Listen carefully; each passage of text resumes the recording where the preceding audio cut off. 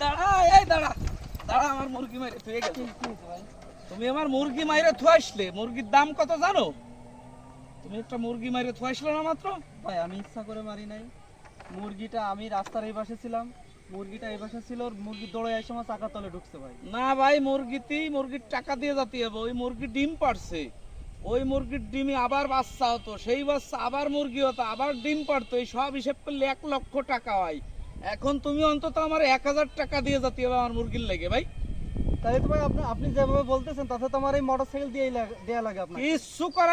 কিচ্ছু করার নাই আমার এখন 1,000 টাকা দিয়ে যেতে হবে আমার মুরগির লেগে 1,000 টাকা দেন ভাই কিভাবে মরছে ভাই, মাথায় আঘাত পায়ে?